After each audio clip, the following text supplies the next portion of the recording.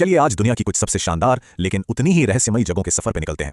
ये सिर्फ इमारतें नहीं हैं, बल्कि ये समय के वो कैप्सूल हैं जिनमें न जाने कितने राज, कितनी ताकत और कितनी ही अनसुलझी कहानियां आज भी कैद हैं। ये लाइन सच कहूं तो इन शानदार इमारतों के पीछे की असलियत को बयां करती है। ये महल सिर्फ रहने की जगह नहीं थे, ये तो पावर के वो सेंटर थे जहां इतिहास की दिशा तय की जाती थी और बदली भी जाती थी। बाहर से देखने में ये जितनी खूबसूरत हैं, इनकी दीवारों के पीछे उतनी ही गहरी कहानियां छिपी हैं, महत्वाकांक्षा की, अकेलेपन की और कुछ ऐसी घटनाओं की जिन्हें आज तक कोई पूरी तरह समझ नहीं पाया है। तो आइए इन दीवारों के पीछे छिपे रहस्यों से पर्दा उठाते हैं। तो हमारी लिस्ट में सबसे पहला पड़ाव है जर्मनी, जहां पहाड़ों के बीच एक ऐसा महल है जो बिल्कुल किसी परिकथा जैसा लगता है। लेकिन जैसा कि अक्सर होता है, हर परिकथा की खूबसूरती के पीछे एक गहरा सच भी छिपा होता है। पता है सबसे हैरान करने वाली बात क्या है? नॉयश्वानस्टाइन कैसल कभी भी एक असली शाही निवास था ही नहीं। इसे किंग लुडविग द्वितीय ने बनवाया था, एक ऐसे राजा जो असल दुनिया और राजनीति से दूर भागकर अपनी ही बनाई एक काल्पनिक दुनिया में जीना चाहते थे। शायद इसीलिए लोग उन्हें मैड किंग भी कहते थे। ये महल उनके लिए हकीकत से बचने का एक जरिया था। यहाँ के गार्ड्स ने जो बताया है वो सुनने लायक है। कहते हैं कि रात में जब सिंगर्स हॉल बिल्कुल खाली होता है, तब भी वहां से एक हल्की क्लासिकल धुन सुनाई देती है। कभी कभी तो हॉल का तापमान अचानक इतना गिर जाता है कि ठंड लगने लगती है। और सबसे बड़ा रहस्य तो खुद राजा की मौत है, जिन्हें मानसिक रूप से बीमार घोषित करने के ठीक अगले दिन पास की ही एक झील में मृत पाया गया था। ये सवाल आज भी जैसे वहां की हवा में तैर रहा है। ऐसा लगता है मानो राजा ने जिस दुनिया को खुद को असलियत से बचाने के लिए बनाया था, वही दुनिया आज उनकी कैद बन गई है।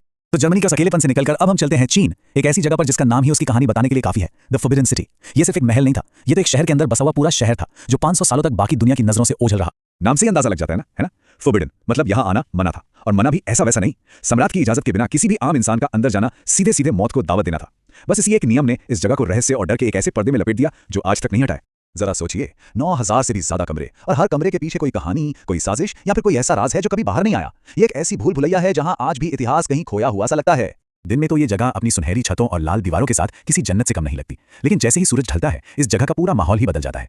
कहते हैं कि इसकी खामोशी में सदियों पुरानी आवाजें गूंजती हैं, दरवाजे अपने आप हिलने लगते हैं और गलियारों में एक अजीब सी ठंडक दौड़ जाती है। वहां जाने वाले कई लोगों का कहना है कि उन्होंने एक 10 फुट लंबी परछाई देखी है, जो बिल्कुल किसी शाही गार्ड जैसी दिखती है और फिर पलक झपकते ही हवा में गायब हो जाती है।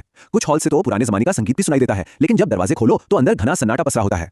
ये बातें सोचने पर मजबूर करती हैं। क्या ये सिर्फ कहानियां हैं, या फिर सच में कोई अनदेखी ताकत है जो आज भी उस साम्राज्य के सबसे गहरे राजों पर पहरा दे रही है?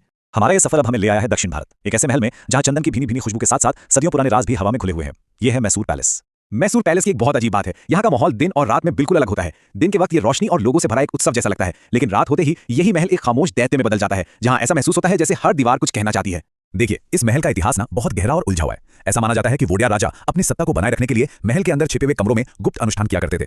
महल के नीचे सुरंगों का एक पूरा जाल बिछा है, जिसका नक्शा आज भी एक राज है। लोग यहाँ द रॉयल विस्पर को महसूस करने की बात करते हैं, मतलब एक ठंडी सांस जो अचानक कान के पास से गुजर जाती है। और गार्ड्स ने तो कई बार भारी शाही कदमों की आवाजें भी सुनी है, जबकि कैमरों में कोई नजर नहीं आता। बस एक बार सोचकर देखिए, अगर उन सुरंगों के नक्शे कभी किसी के हाथ लग गए तो जमीन के नीचे दबे न जाने कौन कौन से राज और खजाने सामने आ जाएंगे, जो शायद बस खोजे जाने का इंतजार कर रहे हैं। तो जर्मनी, चीन और भारत, इन तीनों महलों की कहानियां सुनने के बाद एक सवाल तो मन में आता